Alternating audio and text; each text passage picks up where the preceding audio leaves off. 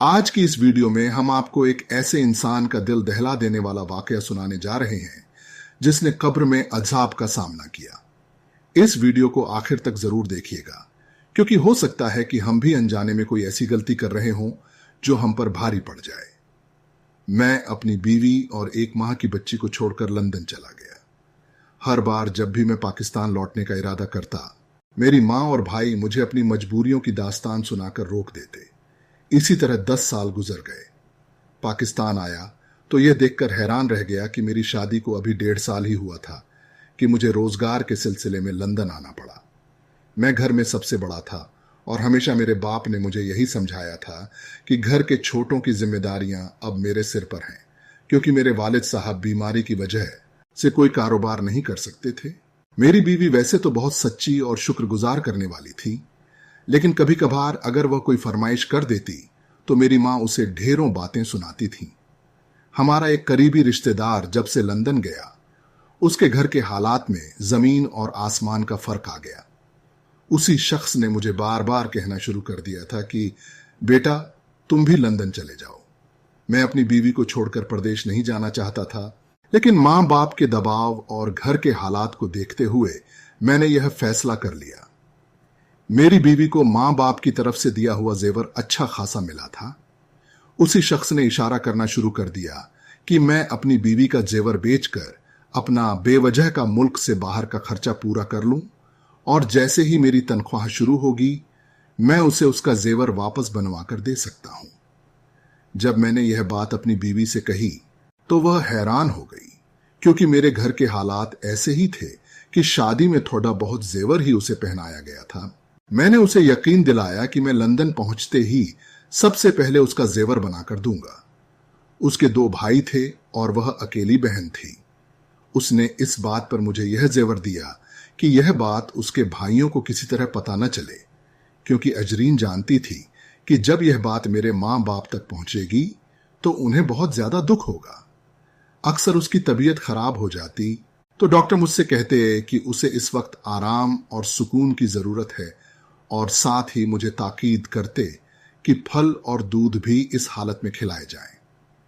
लेकिन मैं लंदन जाने की तैयारी में इस कदर उलझा हुआ था कि मैंने कई माह पहले ही सियालकोट की कंपनी को रिजाइन दे दिया था, और इस दौरान मैंने अपना पासपोर्ट और जरूरी कागजात एजेंट को दे दिए थे। अजरीन जब भी मुझसे किसी चीज को लाने का कहती तो अम्मी परेशान हो जाती, और जब मैं अम्मी से कुछ पैसे मांगने जाता तो मुझे घर के खर्चों की लंबी फहरिस्त दिखा देती और साथ ही यह कहती कि तुमने नौकरी छोड़ने में जल्दबाजी कर दी है। जब मेरे सास ससुर को इन हालात का अंदाजा हुआ तो उन्होंने अपनी हैसियत के मुताबिक बेटी को खर्चा पानी देना शुरू कर दिया। अजरीन अब मुझसे नाराज रहने लगी थी। मेरी 3 बहनें थीं और 2 भाई, जिनकी सारी जिम्मेदारी तकरीबन अजरीन के कंधों पर ही थी, क्योंकि अम्मी का कहना था कि बहनें बहुत छोटी हैं और सब घर में हमेशा छोटी ननद की जिम्मेदारी सबसे बड़ी होती है। मेरी माँ माशाअल्लाह खुद भी सेहतमंद थी। जब भी अजरीन किसी काम पर थकने की शिकायत करती तो अम्मी गुस्से में कह देती कि तुम काम को हाथ मत लगाओ, मैं खुद ही कर लूंगी, और फिर अजरीन शर्मिंदगी से काम में दोबारा लग जाती थी। एक दिन अचानक अजरीन की तबीयत खराब हुई तो हम उसे अस्पताल लेकर गए। खुदा ने मुझे बेटी जैसी रहमत से नवाजा था। मैं और मेरी बीवी अपनी बेटी को देखकर बहुत खुश थे, लेकिन अम्मी ने यहां भी यह कहा कि हमारे खानदान में तो सबसे पहले बेटा ही होता है। हम दोनों मियां बीवी उनकी यह बात सुनकर चुप हो गए। अजरीन के मां बाप भी अस्पताल में मौजूद थे। अम्मी जल्दी वापस घर चली आईं। खैर, मैंने घर आकर अपनी हैसियत के मुताबिक मिठाई बांटी और अपनी बेटी का नाम फातिमा रखा। फातिमा बहुत ही प्यारी थी। जब फातिमा 1 माह की हुई तो मेरा वीजा आ गया।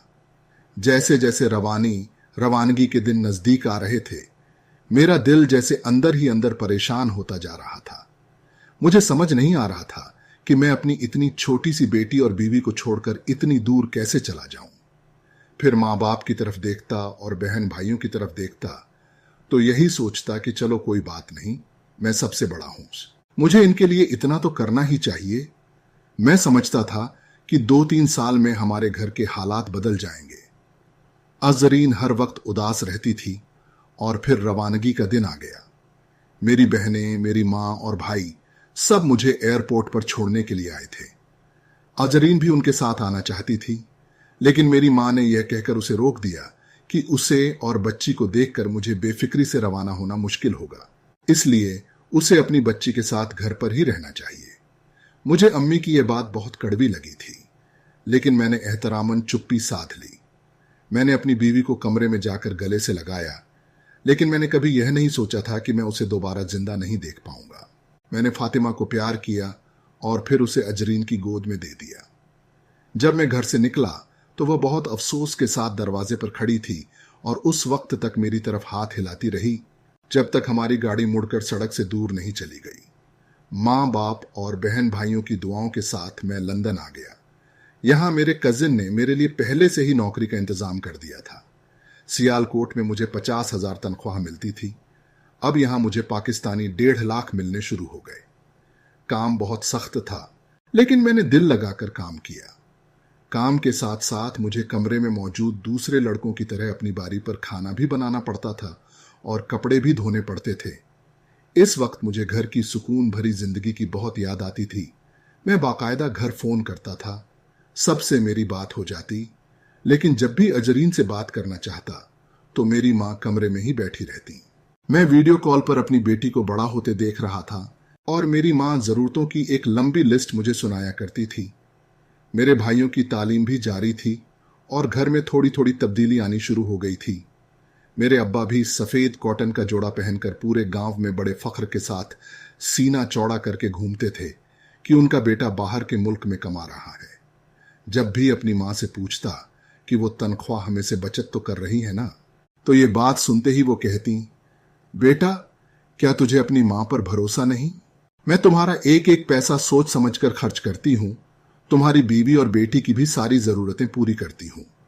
फिर मुझे कहती कि तुम्हारी बहनों के जहेज के लिए अभी से कोशिश करना शुरू कर दी है ताकि शादी के वक्त काम आ सके।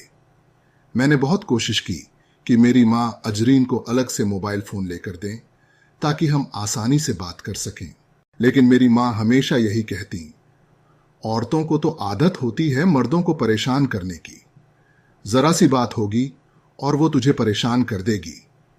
तुम उसकी तरफ से फिक्र मत करो, हम लोग उसका ख्याल रख रहे हैं। मुझे लंदन में 3 साल होने वाले थे। मेरा छोटा भाई, जो उस वक्त मैट्रिक का तालिब ए इल्म था, उसने पढ़ाई से इनकार कर दिया था और साथ ही यह जिद भी बांध ली थी कि उसे जमीनों का शौक है। अपनी मां की यह फरमाइश सुनकर मैं हैरान रह गया, क्योंकि मैं तो अपने पास जरूरी खर्च रखकर सारी तनख्वाह घर भेज देता था। अजरीन ने मुझसे कहा कि मुझे कोशिश करनी चाहिए कि मैं थोड़ी सी बचत करके पैसे कुछ बढ़ाकर घर भेजना शुरू करूं, क्योंकि दिन रात बढ़ती हुई महंगाई में अब इस तनख्वाह से खर्च और बेटी के खर्च पूरे करना उनके बस की बात नहीं रही। साथ ही वो कहती कि तुम्हारी बीवी अलग से खर्च मांगती है और उसे यह बुरा लगने लगा है कि यह घर उसके शौहर की कमाई से चलता है। तुम अपनी बीवी पर थोड़ा सख्त हो और उसे एहसास दिलाओ कि यह तुम्हारा एहसान नहीं बल्कि तुम्हारा फर्ज है। कई बार मैं अम्मी की बताई हुई बातों की वजह से अजरीन से लड़ पड़ता और फिर कई दिन उससे बात नहीं करता था। मेरी बेटी मुझे फोन पर ही देखती थी। कई बार ऐसा होता कि अजरीन सो रही होती और मैं फोन बंद कर देता। मेरी माँ का कहना था कि वो अपने घर का काम भी नहीं करती, बल्कि सारा काम मेरी बहनें कर लेती हैं। मैं उनकी ये बातें सुन सुनकर गुस्सा पालता रहा। मुझे यकीन नहीं होता था कि अजरीन इतनी ज्यादा बदल सकती है। कभी मैं फोन करता तो अम्मी कह देती कि नूरीन अपने मायके गई है, तो इस बात पर मैं अम्मी से नाराज हो जाता कि उन्होंने मेरी इजाजत के बिना उसे मायके क्यों जाने दिया। और जब मैं उसके भाई को कॉल करने की बात करता तो अम्मी मुझे अपनी कसम दे देती और कहती, बेटा तुम उसे वहां परेशान मत करो, वरना तुम्हारे ससुराल वाले क्या सोचेंगे कि हमने उनकी बेटी को इतना तंग रखा हुआ है। धीरे धीरे मैं अपनी बीवी से बेजार होने लगा था। दिन रात की मेहनत ने मुझे थका दिया और बेतुकी बातें करने वाला बना दिया था। मैंने अब कम से कम पैसे जुटाना शुरू कर दिया। मुझे लगता था कि मेरी माँ बचत करके पैसे जमा कर रही हैं और कुछ ही सालों में इतना जमा हो जाएगा कि मैं लंदन छोड़कर वापस पाकिस्तान चला जाऊंगा और वहां जाकर कोई मुनासिब सा कारोबार करूंगा। 4 साल बाद जब मैंने ये बात अपनी मासी से की तो वो हैरत से कहने लगी, बेटा फिलहाल तो सिर्फ तुम्हारे भाइयों की तालीम और तुम्हारे बाप का इलाज ही पूरा हो पा रहा है, फिर तुम्हारी बीवी और बेटी का खर्चा भी है। तुम कोशिश करो कि अब कोई दूसरी नौकरी ढूंढो। मैं ये सुनकर बड़ा परेशान हो गया। मेरे दोस्तों ने मुझे समझाया कि मुझे अपने घर वालों पर इतना भरोसा नहीं करना चाहिए, लेकिन मैंने हमेशा अम्मी और अब्बा के सामने कभी जुबान नहीं खोली और उनकी बातें मेरे लिए पत्थर पर लिखी गईं जैसी थीं। खैर, मैंने इससे बेहतर नौकरी ढूंढ ली। यहां पर मेरी तनख्वाह 2 लाख के करीब थी। मेरे दोस्तों ने तनख्वाह मिलने के बाद अच्छे खासे होटलों में खाना खाने के लिए जाना शुरू कर दिया और मैं ज्यादातर अपने कमरे में ही बिता रहा था। अईन ने अब अपने भाई से कहकर अलग से मोबाइल ले लिया। वो जब भी अपने कमरे में जाकर बात करने की कोशिश करती तो कोई ना कोई उसके पास बैठ जाता। वो मुझसे मैसेज पर कहती कि मैं पाकिस्तान वापस चला जाऊं, यहां पर अब सब कुछ है, घर भी ठीक ठाक चल रहा है, आप यहां पर ही कोई नौकरी ढूंढ लें। बहाने बहाने से जब मैं ये बात अपनी मां से कहता तो ये सुनकर वो मुझसे नाराज हो जाती और फिर रोने बैठ जाती। मेरी बहनें भी अब जवान हो रही थीं, उन्हें भी शादी करनी थी। अपने भाइयों को देखकर मुझे यह ख्याल आता था कि आखिर वो कब किसी काम धंधे में लगेंगे, लेकिन अम्मी हर बार ये कहकर मेरा दिल तोड़ देती थी कि वो अभी छोटे हैं। घर में हर तरह की सुविधा हो गई थी। मैं चाहता था कि नया मकान भी बन जाए, लेकिन अम्मी चाहती थी कि पहले बहनों की शादी हो जाए। इस बीच इतने सालों में एक बार भी पाकिस्तान नहीं जा सका। समय बहुत तेजी से गुजरता रहा। मेरे बाल सफेद उतर आए। अईन की तरफ देखता तो वो भी पहले से ही बूढ़ी लगने लगी थी। मेरी बेटी अपनी टोटली जुबान में मुझे बार बार बुलाती और कहती कि सब भाई बाबा, उनके साथ आप वापस आ जाएं। ये सुनकर मेरा दिल बंद हो जाता और मैं कॉल बंद करके रोने बैठ जाता। पाकिस्तान में रहना निहायत ही कठिन था। मेरे दोस्त बड़े अफसोस के साथ मेरी तरफ देखते थे, क्योंकि वो तो अक्सर बीचतर छुट्टियों पर जाते ही रहते थे। लेकिन मैं छुट्टियों पर जाने की बात करता तो मेरी मां कोई ना कोई मजबूरी निकाल कर बैठ जाती और मजबूरन मुझे अपने टिकट के पैसे जमा करवा देती। हुए पैसे भी घर भेजने पर जाती। मेरी 2 बहनों की बहुत अच्छी जगह मंगनी हुई थी और मैंने उनकी फरमाइश पर ढेर सारा सामान पाकिस्तान भेजा। मुझे इस बात की हैरत थी कि मेरी बहनें और मेरे माँ बाप ने मुझे एक बार भी यह नहीं कहा था कि वो मेरे बिना शादी नहीं करेंगी। बस मेरी माँ मजबूरी के तौर पर मेरा हौसला बढ़ा देती और कहती कि तुम्हारे जैसा बेटा नसीब वाले को मिलता है। मैं वीडियो कॉल पर ही अपनी बहनों की शादी की तैयारी देखता रहा, लेकिन यह देखकर मुझे बहुत हैरत हुई कि मेरी बीवी और बहनें बहुत ही मामूली कपड़े पहने हुई थीं। जब मैंने अपनी मां से यह बात की तो वो खामोश हो गईं और फिर न जाने अमरीन से क्या कहा। अमरीन ने मुझे फोन करना ही बंद कर दिया। यह देखकर मैं बहुत परेशान होता। कई रोज गुजर जाते, मैं अपनी बीवी और बेटी से बात नहीं करता। मेरे दोस्तों ने मुझे कई बार समझाया कि घर वालों को बताए बिना पाकिस्तान चला जाओ। काश उस वक्त मैंने उनकी बात मान ली होती। एक बार मेरे 2 भाइयों ने फरमाइश की कि उन्हें आईफोन लेना है। यह सुनकर मुझे गुस्सा आ गया और मैंने कई दिन घर कॉल नहीं की। जब भी घर से कॉल आती मैं फौरन अपना फोन बंद कर देता। मेरी मां परेशान होकर मेरे रिश्तेदारों से कहने लगी कि उन्होंने मुझसे मिलकर मुझे समझाया कि मां बाप का दिल नहीं दुखाते और तुम घर फोन करो। चाची ने उन दोनों को समझा दिया। मेरे दोस्तों ने मुझे गले से लगाकर रोने लगे और कहने लगे कि मुझे मेरी बेटी और बीवी की बहुत याद आती है। रफ्ता रफ्ता मैं समझता जा रहा था कि मैं मेरे घर वालों के लिए सोने के अंडे देने वाली मुर्गी हूं, जिससे वो हर महीने पैसे निकाल लेते थे। इससे ज्यादा उनकी जिंदगी में मेरी कोई हैसियत नहीं थी। लंदन में रहते हुए मुझे अब अपनी तरफ बुलाने लगी। मैंने अब हर रोज घंटों कॉल करना बंद कर दिया। मैं 5 या 6 मिनट बात करता, अपनी मां से कहता कि मुझे मेरी बीवी और बेटी को दिखा दे और फिर कॉल बंद कर देता। अब मैं अक्सर घूमने फिरने निकल जाता। ऐसे ही एक दिन मेरी मुलाकात एक लड़की से हुई। मुलाकात का सिलसिला शुरू हो गया और वह अपनी मोहब्बत का इजहार करने लगी। मैं भी अपनी बीवी से दूर तन्हा जिंदगी गुजार रहा था, तो बिना सोचे समझे ही राजी हो गया। मुझे पता था कि मैं अपनी बीवी के साथ गलत कर रहा हूं, लेकिन मैं बहुत ज्यादा खुदगर्ज हो गया था।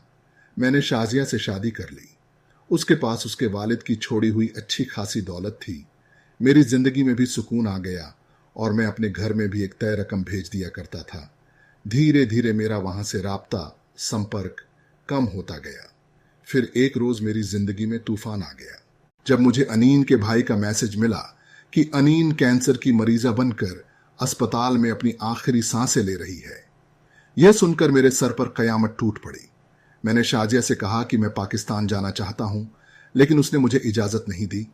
उसने कहा कि वह मुझे अच्छी खासी रकम देने को तैयार है ताकि मैं अपनी बीवी का इलाज करवा लूं, लेकिन वह मुझे पाकिस्तान नहीं भेज सकती क्योंकि उसे डर था कि मैं दोबारा लौटकर लंदन नहीं आऊंगा। मैं अजीब कश्मकश में था और मैंने अपनी मां को कॉल की। गुस्से में आकर मैंने उससे कहा कि मेरी गैर मौजूदगी में उसने मेरी बीवी का ख्याल नहीं रखा। इस बात पर मेरी मां मुझसे नाराज हो गई और फोन बंद कर दिया। मेरा ससुर मुझे बार बार पाकिस्तान बुलाता रहा, लेकिन मैं हर बार पैसे भेजता रहा। साथ ही ये भी कह देता कि मेरा पाकिस्तान पहुंचना मुश्किल है क्योंकि मुझे कंपनी छुट्टी नहीं देती। जब मैं वीडियो कॉल पर अमरीन को देखता तो मुझे बेतहाशा दर्द होता। मैंने अपनी खूबसूरत और जवान बीवी को छोड़कर लंदन आया था कि अपने घर वालों के खर्चे और ख्वाब पूरे कर सकूं, लेकिन इस सफर में मेरी शारीरिक हालत का बुरा हाल हो गया। डॉक्टर कहते थे कि वो ठीक होना नहीं चाहती या शायद बीमारी बहुत बुरी तरह से फैल चुकी थी। 6 महीने के अंदर ही वो चुपचाप इस दुनिया को छोड़कर चली गई। मैं उसकी तदफीन पर भी नहीं जा सका। ये देखकर मेरे ससुराल वालों ने मुझसे नाता तोड़ लिया और मेरी बेटी को उसकी दादी के पास छोड़ दिया। वो अपनी जवान बेटी की मौत का जिम्मेदार मुझे और मेरे घर वालों को समझते थे, और किसी हद तक ये सही भी था। मैं हर रोज लंदन की सड़कों पर घूमता फिरता और रोता था। मेरी अमरीन से अलविदा का सफर सिर्फ 1.5 साल का था, लेकिन मुझे महसूस होता था कि वो खुदा की बंदी मुझे बेपनाह चाहती थी। मुझे लंदन में अब 1 साल हो चुके थे और अब यह मेरी मजबूरी बन गई थी अपने घर फोन करना, क्योंकि मेरी बेटी अब मेरे माँ बाप और भाई बहनों के रहम ओ करम पर थी और इस बात का उन्होंने बेहताशा फायदा उठाया। मेरी माँ मेरी बेटी को सामने बैठाकर उससे मेरी बात करवा देती। एक दिन मुझे बताया गया कि मेरी बेटी स्कूल पढ़ना नहीं चाहती, लेकिन उसका खामोश और जर्जर चेहरा मुझे कोई और ही कहानी सुना रहा था। अब मेरे भाइयों की भी शादी हो गई थी। 1 साल और गुजर गया और मेरे 2 भाई भी शादीशुदा थे। अब दोनों भाई भी कमाने लगे थे। मेरी शादी के कारोबार को संभालते हुए वो मुझे हर महीने एक अच्छी तनख्वाह देते थे और साथ ही कुछ रकम मेरी बीवी के लिए भी भेजते थे। कई रोज से मुझे अजीब तरह के ख्वाब नजर आ रहे थे। मुझे ऐसा लगता था कि अमरीन मुझे आवाज दे रही है। कभी वो मुझे बहुत गमजदा किसी वीरान से सहरा में भटकती हुई दिखाई देती और कभी किसी चांदनी के किनारे पर बैठी हुई नजर आती। वो बार बार मुझसे कहती कि मैं बहुत तकलीफ में हूं।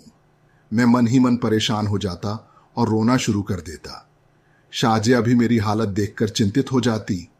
यह सिलसिला कई रोज तक जारी रहा और मेरी हालत दिन ब दिन बिगड़ती चली गई। शाजिया की यह बात सुनकर मैं हैरान हो गया, क्योंकि उसने अमरीन की बीमारी में मुझे पाकिस्तान नहीं जाने दिया था। लेकिन अब बात जब मेरी औलाद की थी तो उसने मुझे फौरन इजाजत दे दी। शादी के 4 साल बाद खुदा ने शाजिया को भी मां का खिताब दिया था। शायद इसी वजह से उसकी फितरत में इतनी नरमी पैदा हो गई थी, या शायद वो मुझे खोना नहीं चाहती थी। मैं फौरन पाकिस्तान के लिए रवाना हो गया। 10 साल बाद जब मैं वहां पहुंचा तो हर तरफ तब्दीली ही तब्दीली थी। मैं हैरत से मगाव को देखता रहा। जब अपने घर पहुंचा तो मुझे पड़ोसी ने बताया कि मेरे घर वाले तो कब का ये घर बेचकर रावलपिंडी शिफ्ट हो गए हैं। मुझे यह सुनकर बहुत हैरान हुआ कि उन्होंने मुझे बताना भी पसंद नहीं किया। जब मैं अपने वालिदैन के नए घर पहुंचा तो ये देखकर हैरान हुआ कि खासा कमती और शानदार घर बना हुआ था और 2 खूबसूरत गाड़ियां भी खड़ी थीं। पिछले 10 साल ने मुझे बुरा कर दिया था। जब मैं पाकिस्तान से गया था तो 28 साल का एक खुशहाल नौजवान था, लेकिन अब मैं एक थका हारा आदमी बन चुका था। मैंने बार बार बेल बजाई तो कोई भागता हुआ दरवाजे तक पहुंचा। वो एक कमजोर सी लड़की थी जिसके चेहरे पर एक तरफ जख्म का निशान था। वो कुछ देर तो हैरत से मेरी तरफ देखती रही और फिर अचानक मुझे पहचान कर मुझसे लिपट गई। उसे देखकर मुझे लगा कि यह मेरी ही बेटी है। वो कमजोर और लाचार सी लड़की थी जिसके चेहरे को किसी चीज से बुरी तरह जलाया गया था। कोई और नहीं बल्कि मेरी बेटी फातिमा थी। मैंने पिछले 10 साल से मुसीबतें उठाई थीं और अब मेरी सगी औलाद मेरे रिश्तेदार के घर इस हाल में मौजूद थी। हम दोनों बाप बेटी एक दूसरे के गले लगकर रो रहे थे। थोड़ी देर में एक औरत चमक दमक वाले कपड़े पहने आई। चीखती हुई वह आई और उसने फातिमा का बाजू पकड़कर झटकते हुए मुझसे दूर करने की कोशिश की। फिर बड़ी बेमीजी से मुझसे पूछने लगी, कौन हो तुम और इसको गले लगाकर किसका सोब मना रहे हो?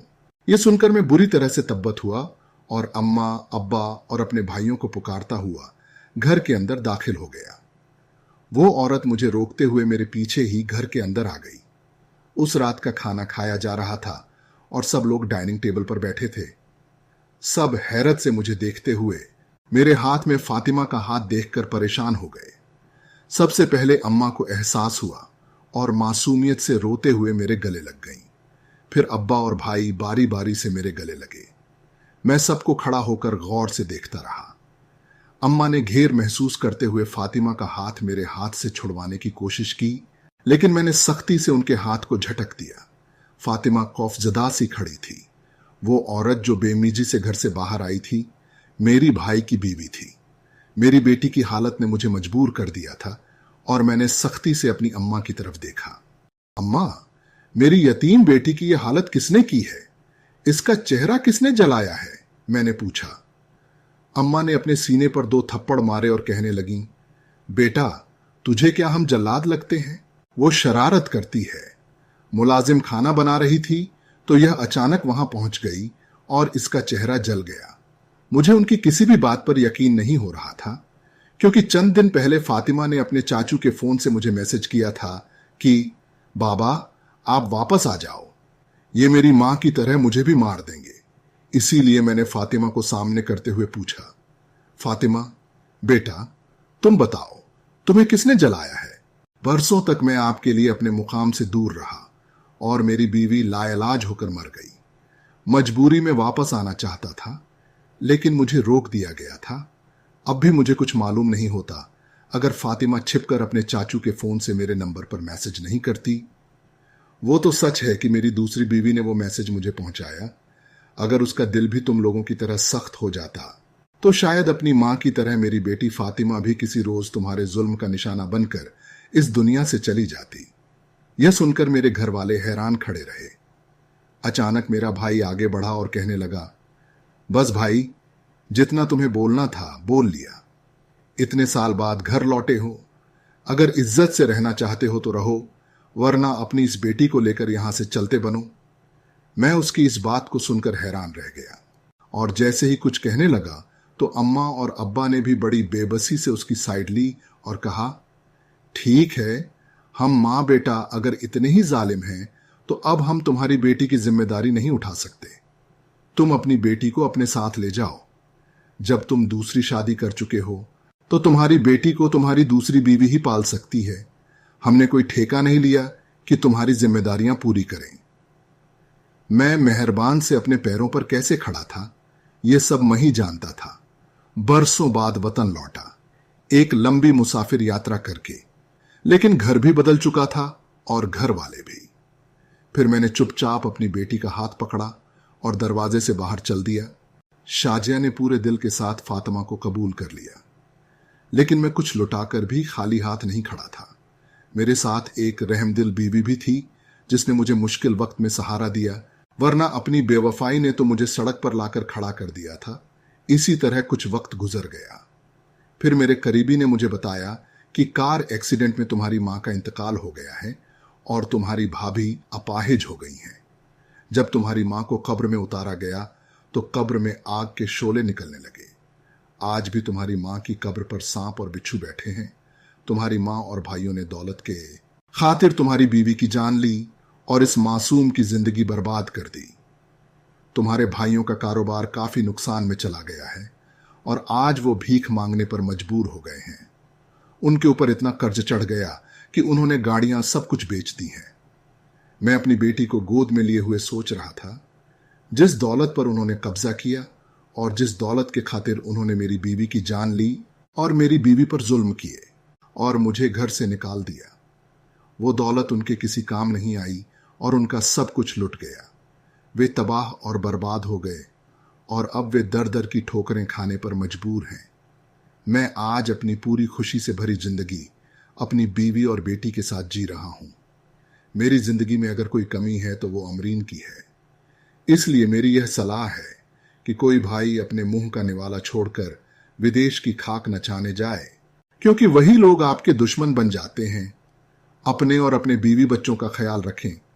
आधी रोटी खा लें, लेकिन अपनी बीवी और बच्चों को बेसहारा छोड़कर विदेश न जाएं। अल्लाह ताला से दुआ है कि अल्लाह ताला हम सबको सारी जिंदगी अपना मोहताज रखे और गैरों का मोहताज न करे। अल्लाह ताला हम सबको अपनी हिफाजत और अमान में रखे। आमीन। और लिखना न भूलिएगा। शुक्रिया।